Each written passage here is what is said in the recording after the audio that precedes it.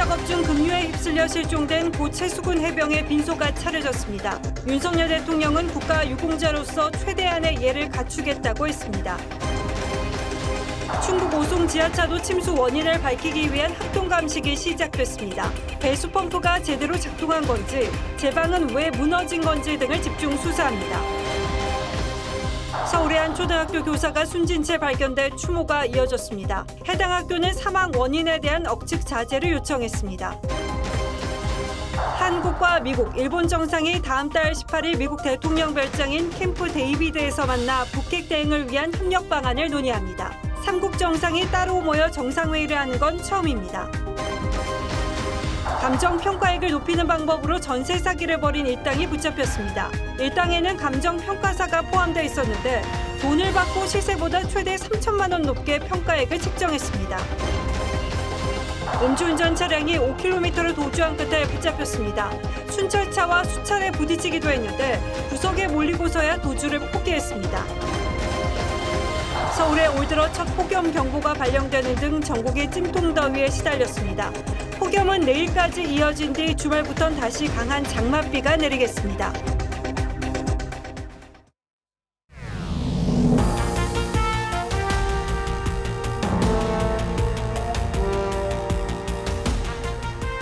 시청자 여러분 안녕하십니까? 뉴스9의 신동욱입니다. 슬픔이 또 다른 슬픔을 부르고 말할 수 없이 안타깝고 그러면서도 또 서로가 미안해해야 하는 순간이 이어지고 있습니다. 예천 산사태 실종자를 찾다가 급류에 휩쓸려 실종된 해병대원이 14시간 만에 싸늘한 죽음으로 발견됐습니다. 그의 이름은 일병 최수근이었고 상병으로 추서됐습니다. 이심철 기자가 보도합니다. 영정사진 속 빨간 해병대 명찰이 선명합니다.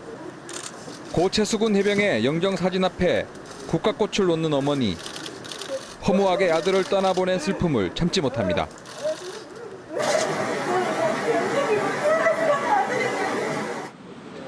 빈소를 찾은 동료 해병대원들은 거수 경례로 전우의 마지막 길을 배웅합니다. 순직한 고 최수근 해병은 일병에서 상병으로 추서됐습니다. 고 최수근 상병은 어제 아침 9시쯤 예천 실종자 수색 작전에 참여했다 급류에 휩쓸려 실종됐습니다. 당시 최 상병은 구명조끼를 입지 않은 채 동료들과 인간떼를 만들고 화천 수색을 하던 중이었습니다. 실종됐던 최 상병은 14시간 만인 어제 오후 11시쯤 고평교에서 하류로 400m 떨어진 지점에서 숨진 채 발견됐습니다. 실종 지점과 7km 떨어진 곳이었습니다.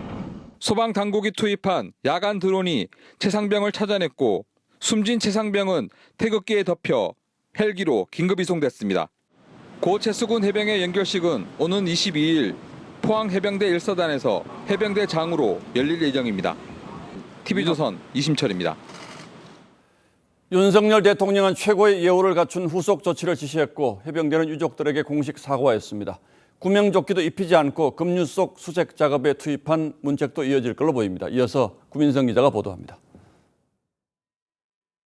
깊은 위로와 사과의 말씀을 드립니다. 아울러 국민 여러분께 심려를 끼쳐드려 송구스럽게 생각합니다.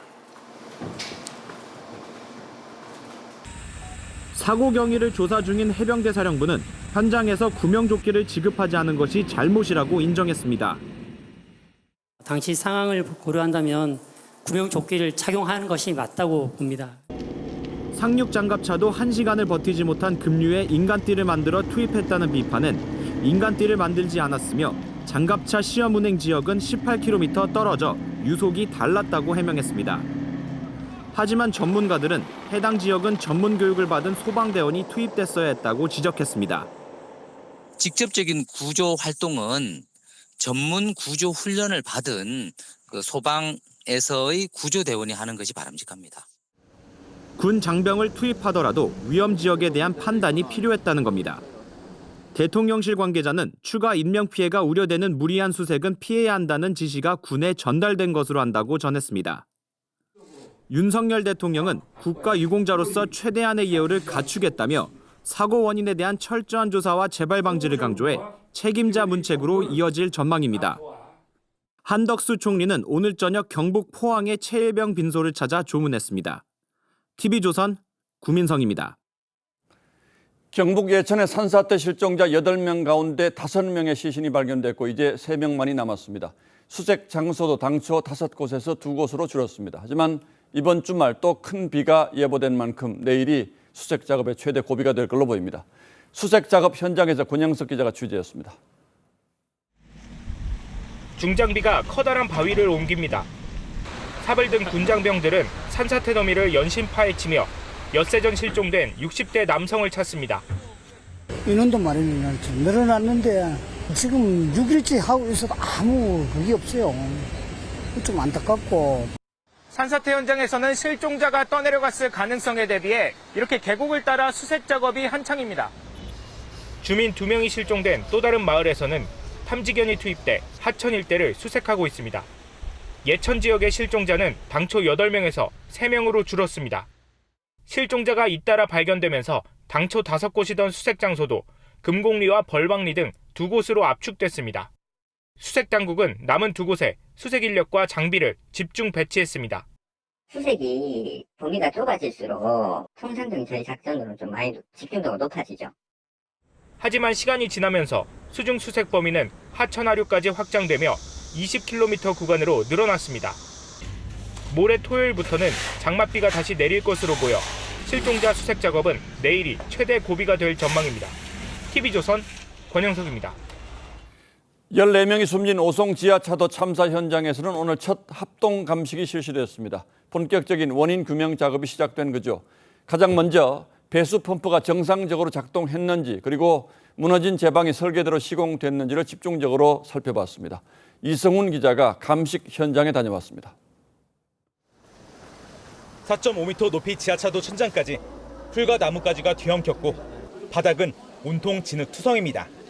경찰 등 합동 감식반이 지하차도 배수 펌프를 꼼꼼히 살핍니다. 지하차도에는 분당 12톤을 처리하는 배수 펌프 4대가 있었지만 빗물 6만 톤이 밀려들 당시 3분여 만에 지하차도가 완전히 잠겼습니다.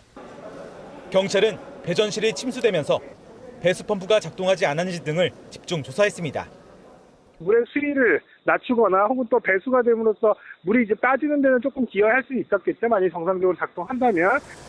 오늘 합동 감식은 무너진 임시 제방에서도 진행됐습니다. 경찰은 지하차도와 제방의 부실 시공 여부를 확인하기 위해 3D 스캐너 6대를 투입해 실제 설계 도면과 비교 분석할 예정입니다. 지하차도 전체적인 부분과 제방에 대해서 3D 스캔을 시행을 해서 설계도대로 시공이 됐는지 여부를 확인할 예정입니다. 참사 사고 직전 사고 우려에 대한 112 신고가 있었지만 충북 경찰이 제대로 대응하지 못했다는 주장이 제기되면서 경찰은 오늘부터 서울경찰청, 광역수사단 등 138명 규모로 수사본부를 확대 개편했습니다. 또 소방서와 충북도청, 청주시, 행보청 등을 대상으로 왜 지하차도에 대한 통제가 이루어지지 않았는지 등 참사 원인도 다각도로 살펴보고 있습니다. TV조선 이승훈입니다. 제방만 무너지지 않았더라도 이런 대형 참사로까지 이어지지는 않았을 겁니다. 공사를 맡은 행복청은 물이 제방을 넘는 원류 때문에 붕괴가 일어났다고 주장하는데 붕괴 직전의 영상을 살펴본 전문가들은 다른 가능성을 제기했습니다. 당시 영상과 함께 전문가 진단도 들어보시겠습니다. 보도에 김다로 기자입니다. 미호천교 임시제방 아래쪽으로 강물이 쉴 새 없이 흘러나옵니다. 미호강 범람 직전인 15일 아침 7시 반쯤 인근 주민이 촬영한 영상입니다. 미호천교 시공사인 행정중심 복합도시 건설청은 당초 임시제방 붕괴 원인으로 원류를 지목했습니다. 물이 넘쳐 흐르면서 바깥쪽부터 이실이 시작이 된 걸로 이렇게 보고 있어요. 주민이 촬영한 영상을 본 전문가들은 다른 가능성을 제기했습니다. 제방 아래쪽에 물이 쏟아져 나오는 것으로 봐서 붕괴된 임시제방 안쪽의 약한 부분을 무너뜨린 쇄굴 때문일 수 있다는 진단을 내놨습니다. 이건 원료는 아닙니다. 만약에 범람이 됐다 하면은 지금 물 쏟아나는 데 있잖아요. 그 윗부분이 다 엉망이 된. 하천에 들어선 각종 구조물 때문에 만들어진 소용돌이 모양의 급류가 임시제방 붕괴에 영향을 미쳤을 것이란 의견도 제기됐습니다. 물속에 있는 바닥에만 톤백을 쓰고 그 위에는 그냥 흙, 그러니까 제방이 쉽게 유실이 되는 거죠. 경찰은 오늘 합동 감식을 통해 무너진 제방 일대를 살펴보고 임시제방에 부실한 부분이 있었는지 수사할 계획입니다. TV조선 김대로입니다. 지난주 집중호우가 예상되자 각 지자체와 경찰서는 중앙재난안전대책본부의 지시에 따라서 비상근무에 들어갔습니다. 하지만 충북경찰은 중대본의 비상근무 지시가 내려오고 이틀이 지난 15일 오전까지도 평시근무를 했던 것으로 드러났습니다. 지하 차도가 물에 잠기던 바로 그 시간에도 오송파출소엔 평시근무 체제에 따라서 단 3명만이 근무했습니다. 한송훈 기자의 단독 보도입니다.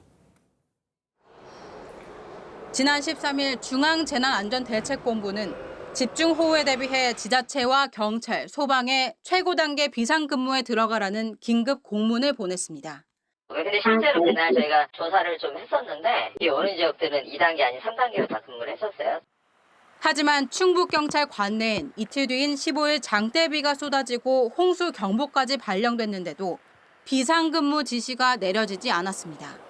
재난 상황에 대해 자체적으로 판단할 수 있는 여지가 있다는 이유에서입니다. 쉬는 날인데 나중에 비상 걸 후미에 나오는 거지 미리 뭐 비상 걸 거 예상해서 나온 건 아니죠. 24명의 사상자가 난 궁평 2 지하차도를 관할하는 오송파출소엔 15명이 근무하지만 지하차도가 물에 잠기던 15일 오전엔 평시 근무대로 3명만 출근했습니다. 이들 3명은 112 신고를 받고 현장으로 출동했지만 사고 현장이 아닌 다른 지하차도로가 피해를 키웠습니다. 정부 관계자는 사고 당시 충북경찰엔 어떤 종류의 비상근무 지시도 없었다고 했는데 관할 경찰서가 비상근무 지시를 내린 건 오송 참사가 일어난 지 2시간이나 지난 15일 오전 11시였습니다. 경찰청은 오송 참사 수사본부를 충북경찰청에서 서울경찰청으로 교체하고 충북경찰청의 부실 대응에 대한 수사에 착수했습니다. TV조선 한송원입니다. 지하차도 희생자 14명의 합동 분향소는 충북도청에 차려졌습니다. 사고 난 지 닷새 만입니다. 시민들은 자발적으로 추모 공간을 마련해 유족들의 슬픔을 함께했습니다. 그런데 넉장 대응 비판을 받고 있는 김영환 충북지사의 발언이 또다시 논란을 불렀습니다. 안혜리 기자가 취재했습니다. 국화꽃 사이로 희생자 14명의 이름이 적힌 위패가 나란히 놓여 있습니다. 분향소를 찾은 유족들은 갑작스런 이별이 믿기지 않는 듯 눈물을 감추지 못합니다. 시민들은 분향소에 꽃을 올리며 안타깝게 세상을 떠난 희생자들의 넋을 위로했습니다. KTX 오송역 버스 정류장에는 추모 게시판이 만들어졌습니다. 게시판에는 희생자들에 대한 안타까움을 담은 쪽지글들이 빼곡하게 들어찼습니다. 젊은 사람이 됐든가 나이 드신 분이 됐든가 한 사람들의 소중한 가족이고 하니까 아무래도 안타까운 마음이 많이. 오늘 아침 합동분향소를 방문한 김영환 충북도지사는 오송 지하차도 늑장 대응 논란에 대해 괴산댐 붕괴에 대비하느라 당시 사고의 심각성을 늦게 알았다고 해명했습니다. 오송의 상황의 긴박성 또 이런 엄청난 사고가 일어났다는 생각을 하지 못했던 것 같습니다. 제가 거기 갔다고 해서 상황이 바뀔 것은 없다고 생각합니다. 김 지사는 도의 최고 책임자로서 현장에 있었어야 한다고 생각하지만 그 당시에는 괴산댐 원류가 더 긴박한 상황이라고 판단했다고 말했습니다. TV조선 안혜리입니다. 우리 사회 교권 붕괴 문제를 더 이상 방치해서는 안 되는 이유를 말해주는 절망적인 사건이 일어났습니다. 서울 서초구의 한 초등학교 교사가 근무하던 교실에서 극단적인 선택을 했습니다. 교사된 지 이제 1년을 조금 넘긴 새내기 교사였습니다. 아직 정확한 이유는 밝혀지지 않았습니다. 하지만 사건의 배경에 학교 폭력과 관련한 학부모의 과도한 민원이 있었다는 의혹이 제기됐습니다. 고성현 기자가 취재했습니다. 서울 서초구의 한 초등학교 앞, 동료 교사 등 이름이 적힌 조화가 줄지어 서 있습니다. 교문과 벽에는 세상을 떠난 교사를 추모하는 메모가 가득 붙었습니다. 이 학교 교사 A씨가 18일 새벽 교실에서 숨진 채 발견됐습니다. 학교 정문에서 인근 거리까지 동료 교사들이 보낸 화환들이 줄을 지었습니다.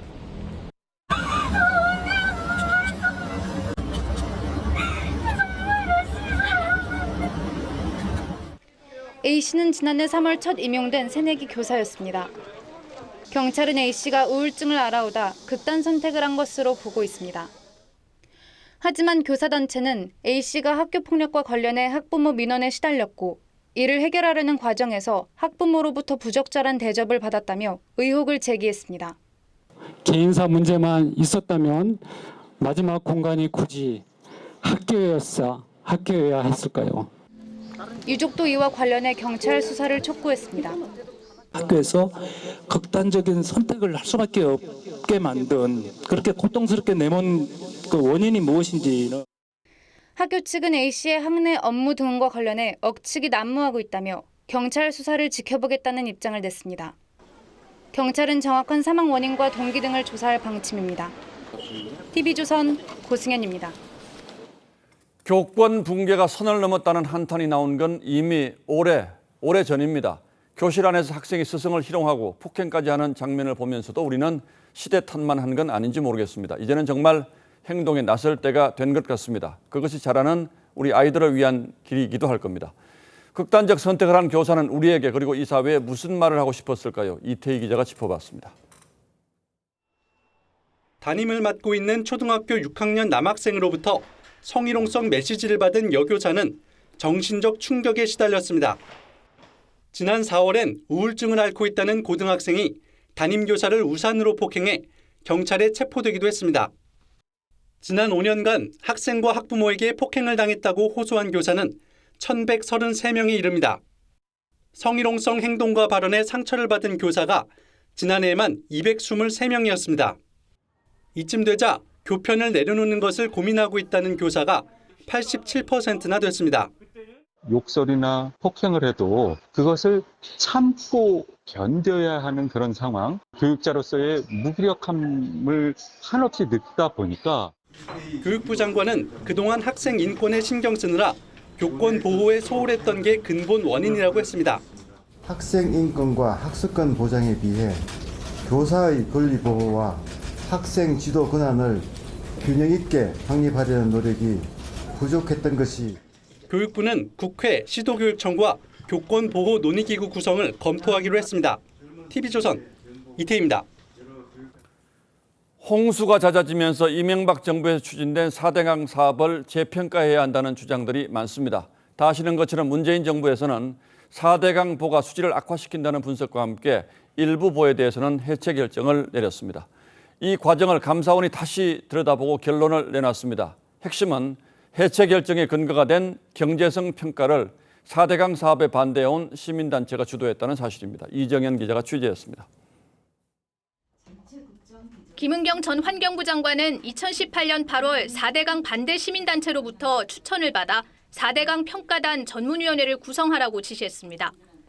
환경부는 시민단체 간부에게 민간 전문가 169명의 명단을 보냈고 시민단체 간부는 4대강 사업에 찬성했거나 방조한 걸로 보이는 41명의 이름 옆에 반대를 뜻하는 N을 적어 돌려보냅니다. N 표시가 된 전문가들은 모두 위원회에서 배제됐습니다. 최종 선정된 전문위원 43명 중 25명이 시민단체 추천이었고 보 해체를 결정했던 기획위원회의 민간위원 8명도 시민단체 추천 인사들이었습니다. 보 해체의 경제성과 보 구조물의 안전성을 평가하고 아울러서 수질 생태, 이수 치수, 지역 인식과 선호 등을 종합적으로 고려하였습니다. 감사원은 이렇게 정해진 평가단 구성부터 불공정했다고 판단했습니다. 또 문재인 정부가 국정과제로 정한 2달의 시한에 맞춰 보 해체 결정도 졸속 추진됐다고 결론 내렸습니다. 특히 보 해체에 근거가 된 경제성 평가가 자의적으로 이루어졌다고 지적했습니다. 감사원이 환경부와 협의해 경제성을 다시 분석한 결과 지난 정부의 분석과 달리 공주보와 죽산보는 해체하는 게 손실이 더 큰 걸로 나타났습니다. 환경부는 4대강 16개 보 모두를 존치하겠다고 밝혔습니다. TV조선 이정현입니다. 가상화폐 의혹을 받고 있는 무소속 김남국 의원에 대해서 국회 윤리자문위원회가 가장 높은 수준의 징계인 제명을 권고했습니다. 자세한 내용은 국회에 나가 있는 이광희 기자에게 물어보겠습니다. 자, 이광희 기자, 당초 예상했던 것보다 아주 강한 최고 수준의 징계를 결정했군요. 예, 그렇습니다. 국회 윤리자문회는 조금 전인 8시 30분쯤 국회의원 김남국 의원에게 최고 수위인 제명을 징계하기로 권고했습니다. 지난달 8일 자문위 첫 회의 이후 한 달 반 만에 내린 결정입니다. 국회의원에 대한 징계는 경고와 사과, 30일 출석 정지와 제명 이렇게 4가지로 제명이 가장 수위가 높습니다. 김 의원에 대한 징계는 국회 윤리위 전체회의와 본회의를 거쳐야 확정됩니다. 윤리위가 자문위 의견을 최대한 존중하겠다고 한 만큼 본회의에서 재적 의원 3분의 2 이상인 200여 명의 의원이 찬성하면 의원직을 잃게 됩니다. 이렇게 되면 김영삼 전 총재 이후 44년 만에 의원직 박탈 사례가 됩니다. 자, 그런데 징계위는 제명 결정을 한 이유를 설명을 했습니까? 네, 자문위는 품위 유지 의무와 윤리 성실, 청렴 의무 위반과 사익 추구를 징계의 주된 이유로 꼽았습니다. 특히 소명 과정에서 성실치 못한 부분이 있었다며 김 의원의 조사 협조 부실도 지적했습니다. 김 의원은 상임이나 소위 회의 도중 최소 200번 이상 코인 거래를 했고 전체 거래액이 99억이나 되는 걸로 알려졌습니다. 국회에서 TV조선 이광입니다. 지금 조사에 임하고 있어서요. 네, 그렇게나 비를 퍼붓더니 이제는 폭염입니다. 서울이 33도까지 오르는 등 올 들어 첫 폭염 경보가 발효됐습니다. 가만히 서 있어도 땀이 줄줄 흐를 정도였습니다. 주말부터는 다시 강한 장맛비가 이어지겠습니다. 조유진 기자입니다. 점심시간 서울 청계천. 직장인들이 그늘 아래 모여 잠시 더위를 피해봅니다. 얼음이 든 음료를 마셔보지만 조금만 움직여도 땀방울이 흘러내립니다. 더위에 지친 아이들은 분수대로 뛰어듭니다. 오늘 너무 더워서 아이들하고 너무 힘들어서 그냥 또 시원한 물이라도 구경하려고. 서울 낮 최고 기온이 33도까지 오르면서 올해 처음 폭염경보가 발령됐습니다. 경기 동두천이 36도, 양평이 35.7도를 기록했고 대구와 춘천, 광주가 33도, 대전과 전주가 32도까지 오르는 등 동해안을 제외한 전국 대부분 지역에 폭염특보가 내려졌습니다. 내일까지는 전국적으로 무더위가 이어지고 주말에는 또다시 전국에 많은 장맛비가 내릴 예정입니다. 모레 새벽 제주와 전남을 시작으로 일요일에는 전국 대부분 지역에 비가 내릴 것으로 보입니다. 또 다른 비 소식에 시민들은 걱정입니다. 주말에는 또 비 내린다고 해가지고 날씨가 오락가락해서 어떻게 해야 될지 막 나들이를 가야 될지.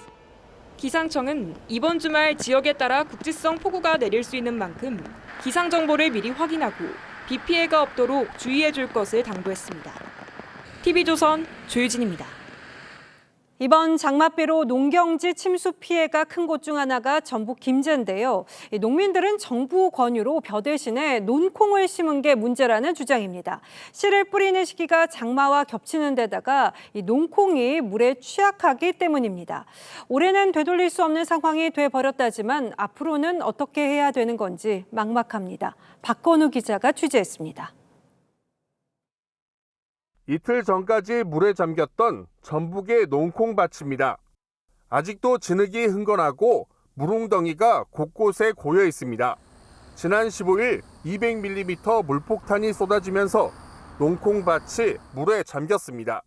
이 틀판이 다 바다 되었어. 근데 지방 이제 빠졌고, 근데 이제 가가 이제 물이 빠진 지방 고랑을 번들번들하고 지금도. 이번 장맛비로 물에 잠긴 농콩밭 면적은 김제 죽산면에서만 축구장 2,200배에 이릅니다. 농콩 이파리와 줄기는 말라 비틀어졌고 밭에서 뽑은 뿌리는 검게 썩어가고 있습니다. 콩이 계속 물속에서 전구져가 있을 것 같고 물속으로 들어가서 다 죽어버린 뿌리가 이제 썩어. 농민들은 주로 쌀농사를 지어왔지만 전략작물 직불금이 지급된다는 정부의 권장에 올해부턴 논에 농콩을 심었습니다. 하지만 농콩이 침수의 속수무책으로 망가지자 일부는 작물을 바꾼 걸 후회하기도 했습니다. 벼는 이맘때면 8길이 정도로 자라 침수에 더 잘 버틸 수 있기 때문입니다. 콩들은 지금 시기에 물에 잠긴다는 것은 거의 치명적으로 그 상황이 안 좋은 거거든요. 차라리 이제 벼농사를 지은 게 훨씬 좋은. 정부는 어제 죽산면 일대를 특별 재난지역으로 포함시켰고 김제시는 정확한 피해 규모를 조사하고 있습니다. TV조선 박건우입니다. 폭우로 집이 무너지고 쓰러지면서 강에서 바다로 떠밀려 내려온 쓰레기로 어민들이 어려움을 겪고 있습니다. 이 쓰레기가 조업 등에 피해를 주고 있는 건데요. 어민들은 앞으로가 더 걱정이라고 입을 모았습니다. 김태준 기자가 현장에 다녀왔습니다. 넓은 해변에 스티로폼과 플라스틱 등 각종 쓰레기가 가득합니다. 어선이 드나들어야 할 항구는 쓰레기에 막혔습니다. 집중호우로 금강 하류 수문을 개방한 뒤 수초와 쓰레기들이 잔뜩 떠내려와 조업을 방해합니다. 이게 바다에서는 우리 어민들이 지금 굉장히 힘들어요. 거기를 뚫고 가다 보니까 조업을 못 하는 게 한두 척이 아니었어요. 연일 치워보지만 악취가 진동하는 데다 일주일 동안 1,400톤이나 나올 걸로 예상돼 역부족인 상황입니다. 깨끗한 모래사장이 아니고 쓰레기 산지잖아요. 냄새도 많이 나고. 이거 여기 지역에서 주민들이 치우기도 너무 많고. 영산강 하류인 목포 앞바다도 사정은 비슷합니다. 인근 중공업 업체는 선박 시운전 일정에 차질을 빚을까 걱정입니다. 그래서 시운전을 나가야 되는데 이런 것들 때문에 프로펠러에 걸리거나 어떤 문제점이 생길 수가 있어서 지금 해양 쓰레기가 쏟아지며 서천과 목포는 이미 작년의 절반 이상을 최근 일주일 동안 수거했습니다. 올해에도 집중호우 기간이 끝나지 않은 상황에서 6월부터 7월 15일까지 수거량이 전체 수거량의 40%에 육박하고 있는. 장마가 끝난 지 얼마 되지 않은 만큼 해양 쓰레기가 더 밀려들 것으로 보여 어민들 걱정은 커져가고 있습니다. TV조선 김태준입니다. 호우 피해를 입은 곳곳이 자원봉사자의 손길로 나아지고 있다지만 이재민들은 먹통이 된 가전제품을 보자니 답답해집니다. 기업들이 나섰습니다. 가전제품 무상 수리를 시작했고 수해복구 현장에는 세탁차를 보냈습니다. 박상현 기자입니다. 폭우에 물이 들어간 냉장고를 수리기사들이 밖으로 빼냅니다. 냄새 무지하게 난다. 냄새 나죠? 물로 세척하고 건조한 뒤 고장난 부품을 교체합니다. 삼성, LG, 위니아 등 가전업체들이 합동으로 수해 현장을 찾아 가전제품 무상 수리에 한창입니다. 폭우에 젖은 옷가지들을 빨고 건조하는 세탁기가 쉴 새 없이 돌아갑니다. 현대차가 수해 현장에 세탁차를 투입했는데 하루 1,000kg의 세탁물을 처리할 수 있습니다. 수해 입으신 분들이 하루빨리 일상으로 돌아가서 생활의 안정을 찾도록 저희들이 도움을 주고 싶습니다. 기업들이 수해복구 지원에 발벗고 나선 겁니다. SPC, 이마트, 농심 등 유통업체들은 수해 지역의 생수와 생필품 등을 전달하며 힘을 보탰습니다. 성금 전달도 이어지고 있습니다. 삼성과 현대차, SK, LG 등 4대 그룹이 100억 원을 기탁하기로 했고 한화, 포스코, 롯데, GS 등 대기업들도 수해복구 성금을 전하고 있습니다. 대한상의와 정경련 등 경제단체들도 전방위 지원에 동참했습니다. 집중호우에 삶의 터전을 잃은 전국 곳곳의 국민들. 하루빨리 일상으로 돌아가길 바라는 뜻깊은 온정의 손길은 계속되고 있습니다. 정말 고생 많으실 텐데 힘내셔서 이 위기 잘 극복하시기 바랍니다. 힘내십시오. TV조선 박상현입니다. 음주운전 차량이 5km를 도주한 끝에 붙잡혔습니다. 도로를 달리다가 또 주차장에 들어갔다가 뒤쫓던 순찰차와 수차례 부딪히기도 했는데요. 구석에 몰리고서야 도주를 포기했습니다. 노도일 기자입니다. 갓길에 서 있는 차량 옆으로 승용차가 빠르게 지나갑니다. 순찰차가 추격을 시작하자 더욱 속도를 내고 고개 운전을 벌입니다. 상가 주차장까지 도주한 승용차는 순찰차가 뒤에서 부딪히며 충격을 가하는데도 아랑곳하지 않습니다. 오히려 주위를 계속 맴돌며 순찰차를 따돌리려 합니다. 수차례 부딪히며 승용차 뒤쪽 범퍼가 부서지고 구석에 몰리고 난 뒤에 승용차 운전자는 도주를 포기했습니다. 뺑뺑 돌면서 저희가 충격해가지고 미니까 이제 벽 쪽으로 밀려가지고 할 수 없이 이제 서게 된 거죠. 경찰은 지난 4월 40대 남성 A씨를 음주운전 및 특수공무집행 방해 혐의로 체포했습니다. 경찰은 음주운전 의심 차량 신고를 받고 예상 도주로에서 대기하다가 A씨가 정차 명령을 무시하고 도주하자 곧바로 뒤쫓았습니다. 검거 당시 A씨의 혈중 알코올 농도는 면허 취소 수준이었습니다. TV조선 노도일입니다.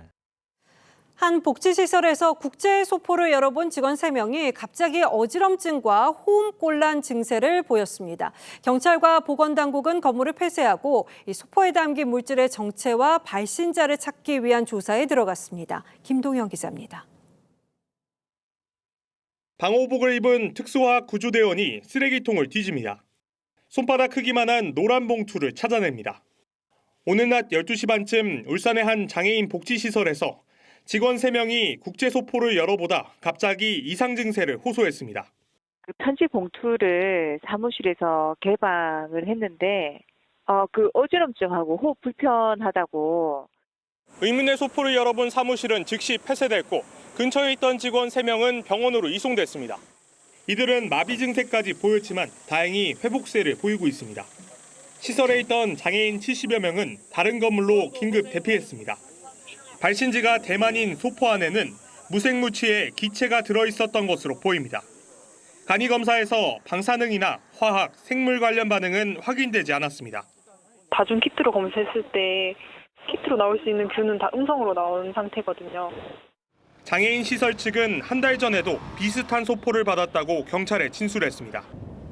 경찰은 소포 발신자 추적에 착수하고 소포와 채집한 공기의 정밀 분석을 국방과학연구소에 의뢰했습니다. TV조선 김동영입니다. 전세 사기 일당이 또 붙잡혔습니다. 이번에는 감정평가사를 끌어들였는데요. 신축 빌라나 오피스텔 등은 시세를 알기 어려워서 감정평가액이 가격에 큰 영향을 미치는 걸 노린 겁니다. 이들은 부동산 감정가를 부풀린 뒤 전세 계약을 맺도록 하고 차익을 가로챘습니다. 박한솔 기자가 취재했습니다. 경찰이 부동산 중개 사무실에 들이닥칩니다. 휴대폰이나 그다음에 지금 태블릿, 노트북 이런 전자기기에 대한 거를 이제 저희가 압수를 할 건데 부동산 가격을 시세보다 부풀려 전세금을 높게 받는 이른바 업감정 수법으로 임차인의 돈을 가로챈 전세 사기 일당이 검거됐습니다. 이들은 부동산 시세를 평가하는 감정평가사들을 끌어들여 빌라 가격을 높게 책정해달라고 요구했습니다. 특히 실거래가 없어 시세가 확정되지 않은 신축 빌라 등에 대해 허위 가격을 매겨 임차인이 높은 전세 보증금을 내도록 했습니다. 처음 생겨서 이제 처음 들어가는 거라서 감정가가 안 잡힌다고 그랬거든요. A씨 등 일당 34명은 부풀린 감정 가격을 토대로 자신들이 확보한 빌라 28채를 매매가에 가까운 전세가로 전세 계약을 맺게 하고 59억 원을 가로챘습니다. 경찰이 비슷한 수법의 전세 사기범 26명을 검거했는데 이 가운데 감정평가사 24명이 포함됐습니다. 감정평가사들은 건당 1,000만 원을 받고 허위 감정을 해줬습니다. 경찰은 감정평가사와 브로커 등 42명을 붙잡아 검찰에 넘겼습니다. TV조선 박한솔입니다. 최근 외부인 출입을 막는 아파트 단지가 늘고 있습니다. 높은 담장을 둘러서 해당 아파트에 사는 주민만 다닐 수 있게 합니다. 이런 불법 담장 때문에 아이들 등굣길 시간이 2배로 늘어나기도 했는데요. 왜 이런 일이 벌어지는 건지 정수영 기자가 취재했습니다. 서울 강남구의 한 아파트. 단지 주변이 시커먼 담장으로 둘러싸여 있습니다. 이 아파트는 지난 2020년 외부인의 출입을 막기 위해 성인 남성 가슴까지 오는 철제 담장을 쳤습니다. 공원 이용객들이 많아 불안하다는 이유에서입니다. 소문도 있고 하니까. 앞서 서울시는 재건축 과정에서 단지 내 보행로를 공공보도로 쓰는 걸 권유했지만 이 아파트는 이를 거부했고 입주 후 구청에 신고 없이 담장을 세워 위반 건축물로 등록됐습니다. 인근 주민들은 불편을 호소합니다. 거리가 이리 산 올라가는데 다 텐트 쳐가지고 뭐 사람 못 다니게. 그렇게 사람들이 인심이. 당초 개방형으로 허가받은 서대문구의 한 아파트는 담장을 놓고 구청과 소송까지 벌이고 있습니다. 담장이 생기면 5분이면 가던 등굣길이 2배 넘게 걸립니다. 펜스를 설치하면 저희는 이렇게 돌아 한참을 돌아서 가야 돼요. 돌아서 좀 불편하긴 해요. 서울시는 당초 허가받은 설계안을 어기면 엄정 조치하겠다는 방침이지만 아파트는 사적 재산으로 분류돼 사실상 강제 철거할 수 있는 방법이 없어 관련 제도 개선이 시급하다는 지적입니다. TV조선 정수양입니다. 보안이 강하다고 알려진 메신저 텔레그램의 해킹과 피싱 범죄가 눈에 띄게 늘고 있습니다. 정부가 주의를 권고할 정도인데요. 수법도 특이합니다. 해킹당한 사람 텔레그램 접속은 차단하고 피해자 지인에게는 로그인을 요구하는 문자를 보냈습니다. 유혜림 기자입니다. 어제 오후 직장인 A씨는 지인들로부터 왜 이런 문자를 보내냐는 전화를 연달아 받았습니다. 누군가 자신의 텔레그램 계정을 해킹해 좋은 오후에요 등 평소와 다른 말투로 말을 걸며 피싱 문자를 보냈기 때문입니다. 이 시점 이제 주민들이 전화가 와가지고 혹시 해킹당한 거 아니냐. 내가 평소에도 이렇게 뭘 보내지 않는데 자꾸 소식이 온다. 민주당 박범계 의원도 비슷한 해킹 피해를 입는 등 최근 계정을 도용해 계정을 새로 인증하라는 피싱 문자가 퍼지고 있습니다. 텔레그램 사칭 사이트에 인증 코드를 입력하도록 유도해 개인정보를 뺏는 겁니다. 단순히 텔레그램 계정을 해킹당한 것만으론 로그인이 필요한 금융 서비스 앱 등의 피해가 발생하진 않지만 피싱 사이트에서 악성 코드에 감염될 경우 개인정보 유출 등 2차 피해로 이어질 수 있습니다. 아무리 우수한 성능의 메신저라 하더라도 관리를 소홀히 하면 그걸 막을 수 있는 어떤 장치는 존재하지 않습니다. 피해 사례가 급격히 늘자 정부는 반드시 2차 인증을 설정해 예방 조치를 취하도록 주의를 권고했습니다. 특히 피해를 당했을 경우엔 계정을 삭제하고 기기를 초기화해 악성 코드로 인한 추가 피해를 막을 것을 당부했습니다. TV조선 유혜림입니다. 한미일 세 나라 정상이 다음 달 18일 미국의 대통령 별장인 캠프 데이비드에서 만납니다. 캠프 데이비드, 여러분의 귀에도 익숙한 곳이죠. 역사적으로 큰 의미가 있는 외교적 만남이 많았던 곳이어서 이번 정상회담에도 큰 관심이 쏠리고 있습니다. 홍현주 기자가 취재했습니다. 윤석열 대통령과 바이든 미 대통령, 기시다 일본 총리가 히로시마 G7 정상회의 이후 석 달 만인 다음 달 18일 미 대통령 별장인 캠프 데이비드에서 만납니다. 다자 회담 계기가 아닌 한미일 정상 간 회담을 위해 따로 모이는 건 이번이 처음입니다. 한미일 안보 협력의 강화에 대해서 그 필요성을 재확인하고 다시 지속적인 논의를. 캠프 데이비드는 워싱턴 DC에서 100km 정도 떨어진 대통령 휴양지로 미국 역대 대통령들이 주요 나라 정상들과 역사적 합의를 이끌어낸 장소로 유명합니다. 바이든 대통령이 취임 후 캠프 데이비드로 초청한 해외 정상은 이번 한일 두 정상이 처음입니다. 이번 회담에선 북핵 대응을 위한 확장 억제 강화와 북한 미사일 경보 공유, 반도체 등의 글로벌 공급망 협력이 논의될 전망입니다. 한미일 3국의 북핵 대응 별도 협의체를 출범시키거나 한미 핵협의 그룹을 확대할 가능성도 있습니다. TV조선 홍현주입니다. 문재인 정부 당시 사드 문제와 관련해서 3불 1한이란 말이 있었습니다. 3불은 미국의 미사일 방어 체계에 들어가지 않을 것, 사드 추가 배치도 없을 것, 그리고 한미일 군사동맹도 추진하지 않겠다는 것이고 1한은 기존에 배치된 사드 부대의 운영도 제한하겠다는 것이었습니다. 사실상 안보 주권을 포기하는 내용이어서 중국과 합의를 한 것이라면 큰일인 거죠. 문재인 정부는 일관되게 국가 간의 합의는 없었다고 주장해 왔는데 당시 국방부 문건엔 합의라는 단어가 분명히 들어있는 것으로 확인됐습니다. 더 구체적인 내용은 윤동빈 기자가 전하겠습니다. 지난 2019년 12월 국방부 군사시설기획관실에서 작성한 사드 환경평가협의회 구성시기 과장급 협의 결과 문건입니다. 당시 10월 이후 추진하기로 했던 사드 평가협의회 구성을 그대로 진행할 경우 중국 측이 이를 정식 배치로 간주해 한중 간 기존 약속에 대한 훼손으로 인식하고 강하게 반발할 것으로 예상된다고 적혀 있습니다. 기존 약속에 대해선 2017년 10월이란 날짜와 함께 사드 추가 배치를 하지 않고 미국 미사일 방어 체계에 편입되지 않으며 한미일 협력을 군사동맹으로 발전시키지 않는 3불 합의라고 명시돼 있습니다. 문재인 정부는 일관되게 3불이 국가 간 합의가 아니라고 부인해왔습니다. 합의나 약속이 아니고 협의의 결과입니다. 하지만 당시 국방부 문건엔 합의와 약속이 여러 차례 등장합니다. 문건엔 12월로 계획된 문재인 전 대통령의 방중에 영향이 불가피해 사드 환경평가를 추진하기 어렵다는 내용도 담겼습니다. 또 21대 총선인 4월 선거가 다가올 경우 불필요한 이슈가 생길 수 있다며 정치권 일정까지 고려했던 정황이 담겨 있습니다. TV조선 윤동빈입니다. 내년 최저임금이 올해보다 240원 오른 시간당 9,860원으로 결정됐습니다. 하지만 노사 모두 반발하고 있습니다. 매년 최저임금 결정을 두고 소모적인 논쟁과 갈등이 반복되고 있는데 앞으로도 계속 이렇게 해야 하는지 더 나은 방법은 없는지 따져보겠습니다. 자, 홍영 기자, 일단 최저임금은 어떻게 결정됩니까? 네, 이 최저임금위원회는 노동계와 경영계, 전문가 9명씩 모두 27명인데요. 노사가 각각 안을 제시한 뒤 중재를 거쳐서 이 격차를 좁히는 식으로 진행됩니다. 좁혀지지 않으면 공익위원이 일정 범위를 제시해서 다시 토론을 벌이고 그래도 합의하지 못하면 표결에 붙입니다.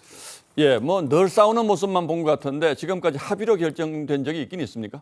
네, 있습니다. 하지만 1987년 이후 이 모두 37차례의 심의 가운데 단 7차례에 불과합니다. 나머지는 모두 표결까지 가는데 그나마도 한쪽이 불참한 적이 많습니다. 이 90일 이내로 정해진 심의 기간도 지켜진 적이 거의 없는데요. 이번에는 최장 기간인 110일이 걸렸습니다. 노사 양측에 원하는 안을 내라고 하면 금액차가 클 수밖에 없겠죠. 다른 방법은 없을까요?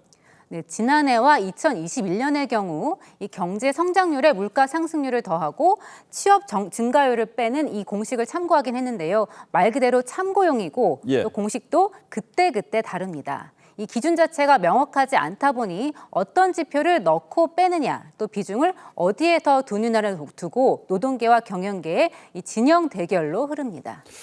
객관적인 근거에 대한 공감대가 없으니 뭐 합리적인 토론도 어려울 테고요. 네, 맞습니다. 이 다른 나라의 경우 이 전문적이고 객관적인 기준을 두고 있는데요. 이 독일은 직종별 임금 수준을 비교해서 최저임금을 정하고 이 코로나 같은 특수한 상황이 아니면 이 지표를 따릅니다. 프랑스는 전문가 그룹이 낸 인상률 보고서를 토대로 이 최저임금을 정하고 노사는 거기에 대한 의견을 냅니다. 때로는 노동자에게 유리할 수 있고 때로는 사용자에게 유리할 수 있지만 하나의 지표를 가지고 매년 동일하게 적용해 나가되 특정 경제 상황에서 그럴 때만 노사가 좀 별도로 논의를 하는 게 좋겠다라는 것이고 그러면 기준은 어떻게 정하느냐 이거는 이제 사회적 대화를 해야 예, 뭐 결국은 제도 자체가 싸움을 불러올 수밖에 없게 설계된 것 같은데 홍 기자 보기에 제일 큰 문제점은 뭡니까? 네, 기준이 모호하다는 점과 함께 논의의 구조와 방식도 문제입니다. 지금까지 30차례의 표결 가운데 공익위원이 낸 중재안으로 의결된 게 19번이나 되는데요. 이 정부가 추천한 공익위원들이 그 영향력에 비해서 너무 소극적인 중재만 한다는 지적이 나옵니다. 또 37년째 27명인 최저임금위원회 규모도 비효율적인데요. 독일과 영국의 경우 우리의 3분의 1인 9명입니다. 치열한 논리 대결을 하고 공정한 중재자, 합리적 조정자로서 정부나 공익위원회의 역할을 한다면 고용 문제와 노동 문제, 임금 문제를 학습할 수 있는 좋은 장으로 전환될 수 있다고 봅니다. 예, 뭐 40년 가까이 해봐서 아직도 정착되지 않는 제도라면 이제는 좀 대안이 필요한 것 아닌가 이런 생각도 드는군요. 예, 홍영 기자 잘 들었습니다.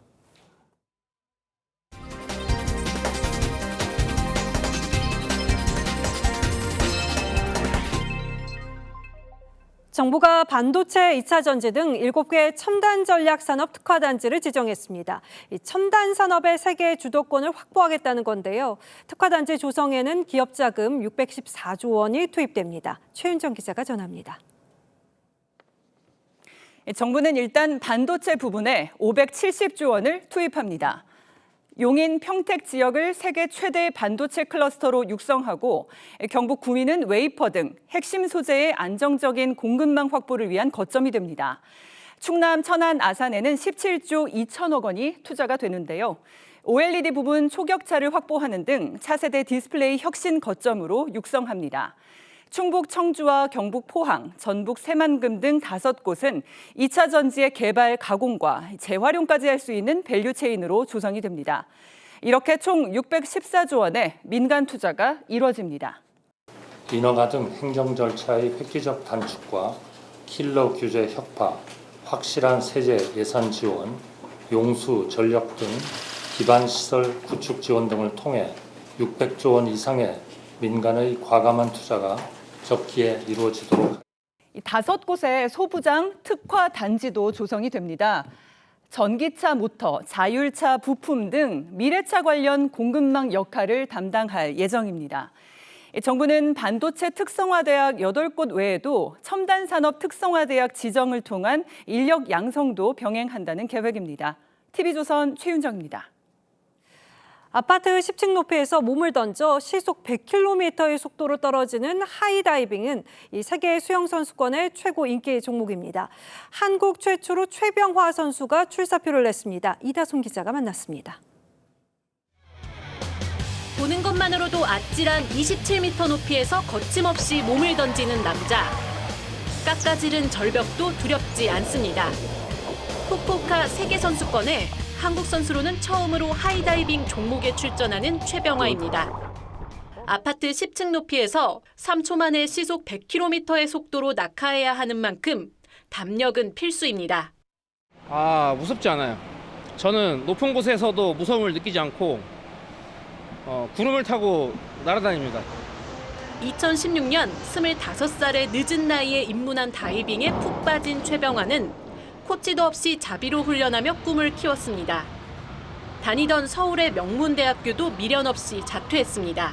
사회의 시선이나 말씀하신 것처럼 부모님의 만류나 이런 것들이 있다고 하더라도 내가 하고 싶은 것을 끝까지 밀고 나갈 수 있는 용기, 그런 것들을 갖고 거침없는 열정의 기회가 찾아왔습니다.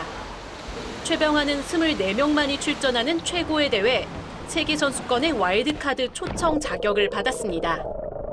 성적보다는 매 순간을 즐기겠다는 각오입니다. 이 순간 저의 모든 것이 끝나버린다고 하더라도 저는 그 과정에 충분히 즐겼기 때문에. 최병화의 무한도전은 이제 시작입니다. TV조선 이다솜입니다. TV조선이 미스터트로트 결승전 문자투표 수익금 전액을 사랑의 열매에 기부했습니다. 수익금은 1억 8천여만 원으로 사회 취약계층 보호와 지원에 사용될 예정입니다. TV조선은 2020년 미스터트롯을 시작으로 국민가수 등 다수의 프로그램을 통해 지난 4년 동안 총 13억여 원을 기부했습니다.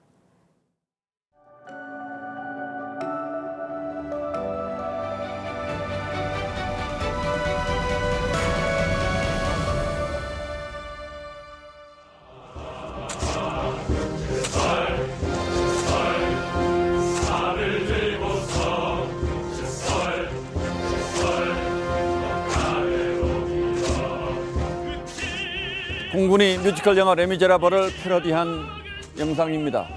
장병들이 활주로에 쌓인 눈을 치우며 투덜거립니다. 그렇듯 제설, 제초, 청소 같은 사역은 다들 싫어했죠. 그런데 농촌 일손 돕기만은 지원자가 줄을 섰습니다. 막걸리에 맛있는 집밥을 푸짐하게 먹을 수 있었으니까요. 사역은 5년 전 폐지에 민간에 맡겼지만 대민 지원은 더욱 폭넓고 활발해졌습니다. 지난해 물바다가 된 포항시가지에 해병대 수륙 양용 장갑차가 출동했습니다. 장병들이 고무보트를 타고 다니며 시민들을 잇따라 구조합니다. 해병대에는 국민에게는 양이 되고 적에게는 사자가 되자는 창립 이념이 내려옵니다. 그렇듯 군사 상황은 물론 재난 같은 비군사 상황에 대응하는 신속 기동 부대를 운영하고 있죠. 해병대 1사단은 포항으로 옮겨온 1959년 태풍 사라를 시작으로 어려울 때마다 영남 주민들을 부축하며 60여 년을 동고동락해왔습니다.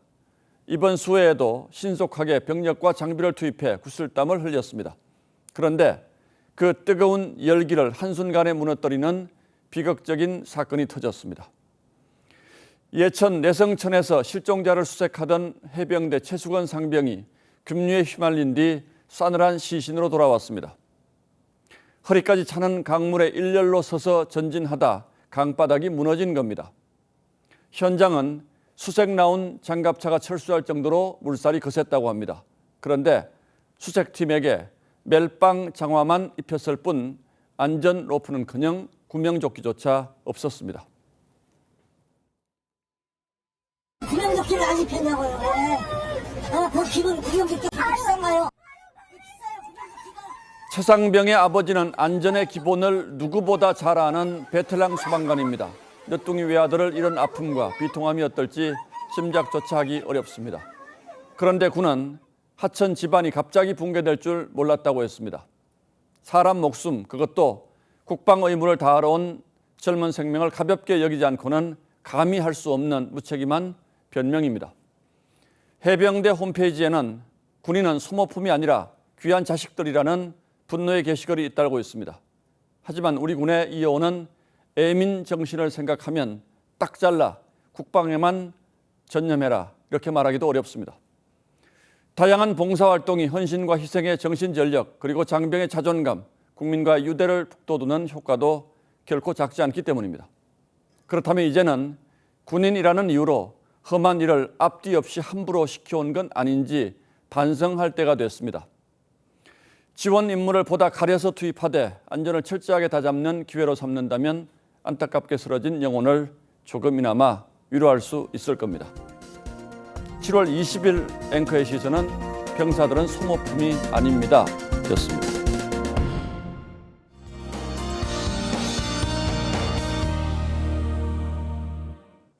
폭우가 쉬어가니 폭염이 기승입니다. 서울에는 올해 첫 폭염경보가 발효되면서 저마다의 방법으로 더위를 식히는 시민들의 모습을 구경할 수 있었는데요.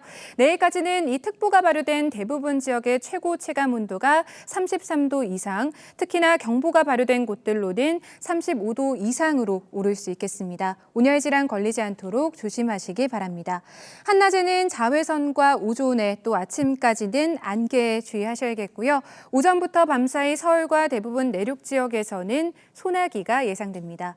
제주의 열기는 밤에도 쉽게 사그라들지 않겠고 낮 기온은 서울이 33도, 청주와 전주가 34도까지 치솟겠습니다. 한편 내일 제주를 시작으로 다가오는 토요일 다시 전국이 장마의 영향권에 들겠습니다. 모레 새벽에는 전남 해안, 낮에는 남부지방, 오후부터는 그 밖에 전국으로 차차 확대되겠는데요. 지속 시간이 길진 않지만 또 한 번 강하게 쏟아질 수 있어 주의하셔야겠습니다. 날씨였습니다. 7월 20일 목요일 뉴스9는 여기서 모두 마치겠습니다. 시청해주신 여러분 고맙습니다.